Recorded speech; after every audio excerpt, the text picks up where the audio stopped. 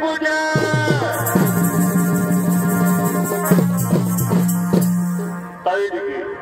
তাই দিকে কিছু রমণীগণ করে তো নদীর তীরে মা চণ্ডীর উপাসনা করার জন্য করছে না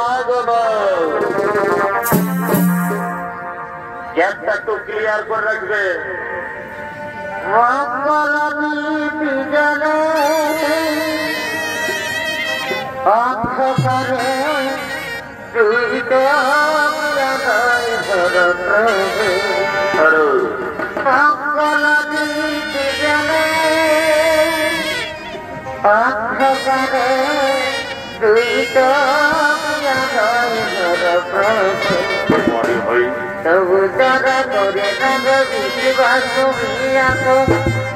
তাদের মার্জনা কর প্রভু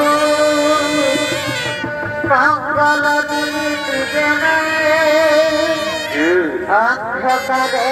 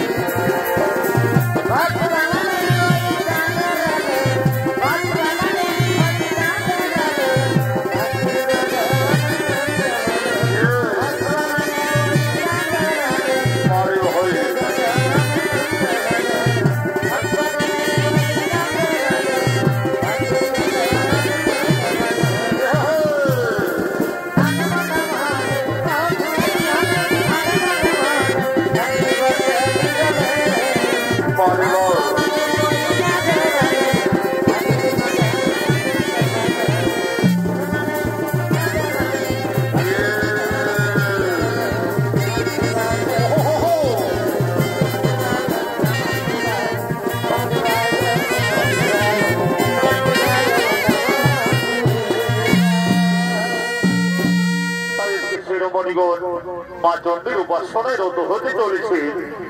এমন সময় সেই বড় নদীর তীরে ঋষি শ্রেষ্ঠ নারদ মুনি করছে না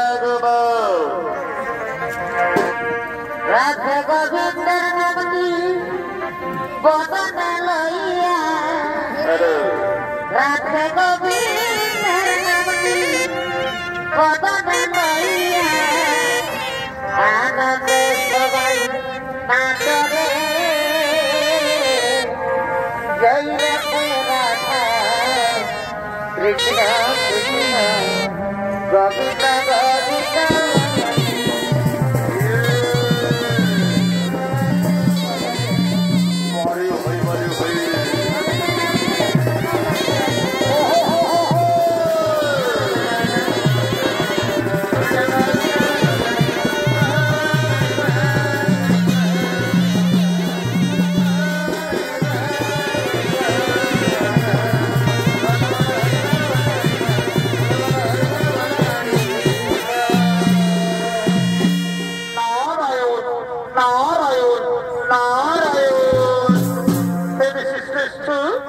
আপনার কারণে জানাই শতকোটি প্রণাম।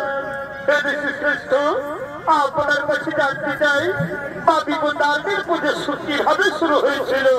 ও এ কথা জানতে চাও?